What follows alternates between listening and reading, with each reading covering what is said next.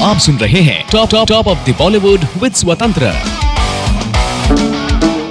पिछले कई दिनों से हम बात कर रहे हैं 3 घंटे 43 मिनट की फिल्म बॉर्डर के बारे में। ये वो फिल्म है, जब भी देश के बारे में या फिर उसकी हालात के बारे में बात करते हैं तो बॉर्डर फिल्म को हम जरूर याद करते हैं। और ये बॉर्डर फिल्म जेपी साहब जी हमें फिल्म नहीं बल्कि देश को एक खट्टी मीठी यादें दी, हमें देश के हालात को एक थाली में परोस करके रख दिया। ये फिल्म हमारे देश के सभी युवाओं के लिए प्रेरणा है।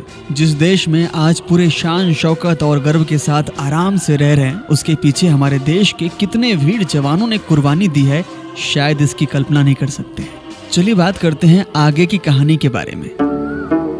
जैसा कि हमने पिछले एपिसोड में बात की थी, किस तरह से जेपी साहब जी यानी कि जेपी दत्ता साहब जी अपनी फिल्म को बड़े पर्दे पर धमाकेदार एंट्री कराने के लिए बड़े बड़े स्टार तक को अप्रोच किया था। यहाँ तक कि फिल्म की शूटिंग से लेकर के रिलीजिंग तक किसी प्रकार की कोई समस्या ना आए, इसीलिए उस समय के तत्कालीन प्रधानमंत्री नरसिम्हा राव से भी परमिशन लेने के लिए गए थे। वहाँ से हरी झंडी मिलने के बाद अब कहानी के बारे में आगे बात करने वाले हैं, किस तरह से उस समय के हमारे देश के प्रधानमंत्री नरसिम्हा राव जी जेपी साहब जी को फिल्म की शूटिंग करने में हेल्प की थी। एक्चुअली जेपी साहब जी अपनी फिल्म बॉर्डर को एक बड़े लेवल पर बनाना चाह रहे थे, इसीलिए इस फिल्म से जुड़ी हर जरूरतों को ध्यान में रखते हुए पीएम साहब जी से संपर्क किया।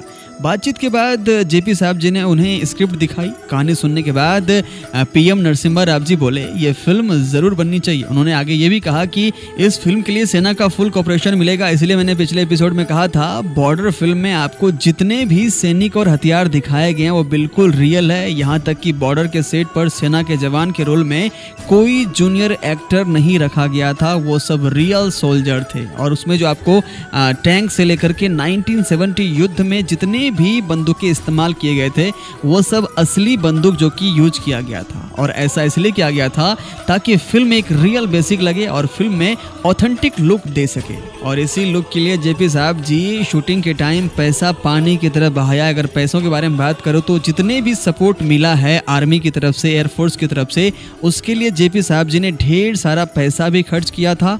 और यहाँ तक कि हर जवान, हर टैंक और हर बंदूक के लिए कीमत भी चुकानी पड़ी थी। लेकिन इसका फायदा ये हुआ कि उन्हें जो भी चाहिए वो सारा सामान जेपी साहब जी को एक ही जगह मिल गया जिसकी फिल्म में जरूरत थी। तो ये है फिल्म बॉर्डर की कहानी। अभी कहानी ही खत्म नहीं होती है। जब फिल्म इतनी बड़ी थी तो इसके पीछे की कहानी छोटी कैसे हो सकती है। तो आगे हम बात करने वाले हैं कि जेपी साहब जी जब फिल्म रिलीज कर दिया तो रिलीज करने के बाद किस तरह से जेपी साहब जी को धमकी मिलना शुरू हो गया था। ये बहुत ही इंपॉर्टेंट और इंटरेस्टिंग कहानी है, इसके बारे में बात करने वाले हैं अगले एपिसोड में। बाकी आपको ये कहानी कैसी लगी मुझे बता सकते हो। RJ स्पेस SWATANTRA स्वतंत्र के नाम से फेसबुक का पेज है, वहां पे जाकर के मुझे फॉलो कर सकते हैं। अगर आपको कहानी अच्छी लगी तो इसे शेयर करना बिल्कुल ना भूलें। मिलते हैं अगले एपिसोड में, तब तक के लिए नमस्कार।